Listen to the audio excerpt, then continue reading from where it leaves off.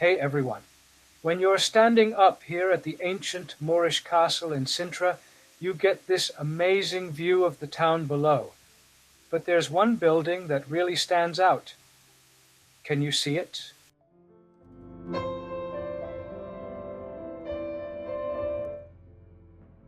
That's the National Palace of Sintra, also known as the Town Palace. It's the only royal palace in Portugal that's been around for as long as the country itself. It's a must-see sight for a reason. So join me as we step inside and explore some of its most fascinating highlights together. Let's go!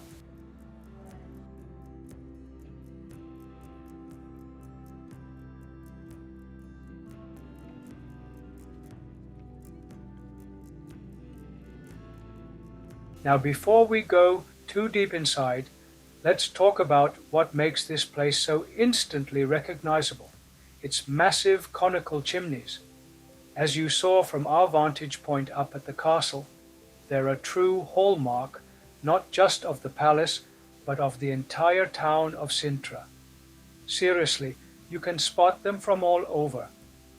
And while they're an amazing architectural statement, they actually served a very practical purpose. They're part of the palace's two huge kitchens, venting the smoke from the fires that cooked meals for the royal family for centuries. They're a fantastic mix of function and one-of-a-kind design.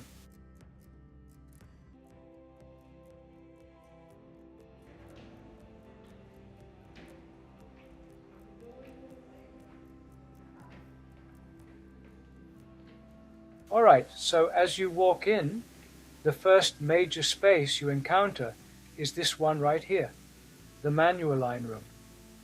This is a fantastic place to start because it gives us our first real glimpse into the artistic style that flourished during the reign of King Manuel I, which is where the name comes from.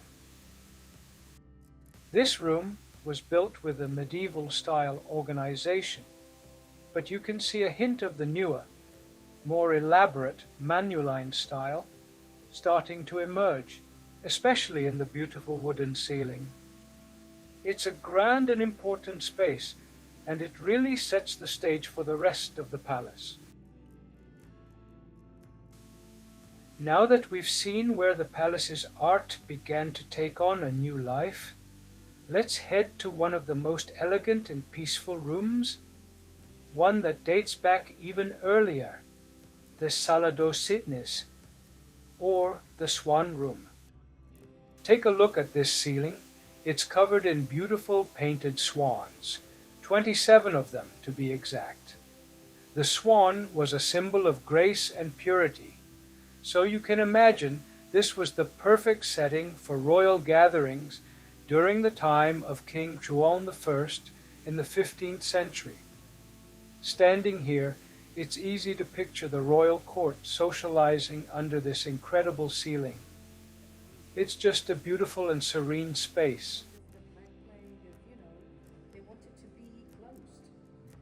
But this follows a North African influence, Morocco. And in Morocco you have to have light. And the light has to get in a special way with drawings. So the light is actually shaped through these beautiful arches. And then they open the windows. You can hear to the sound of water because they want.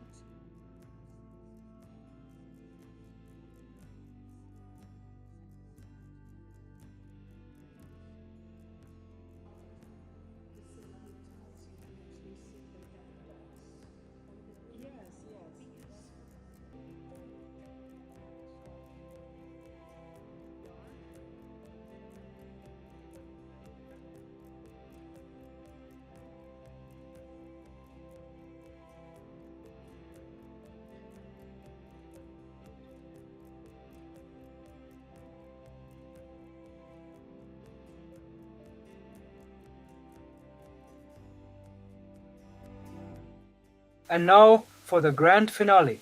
This is the Sala dos Brasões, or as we've been calling it, the Heraldic Hall or Coat of Arms Room. This space is the ultimate showstopper.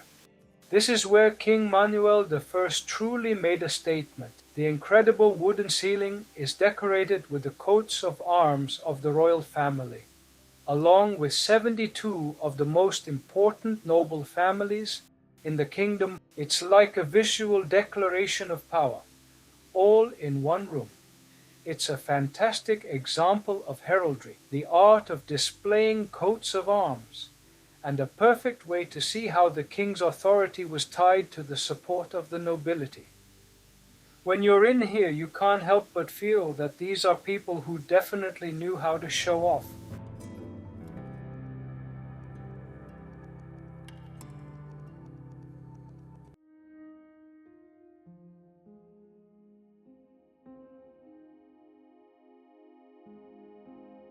So, that's just a little peek into some of the amazing architecture and art you can find at the National Palace of Sintra. I hope you enjoyed this quick tour. Let me know in the comments if you've ever been or if it's now on your travel wish list. Stay tuned for more from my Portugal trip.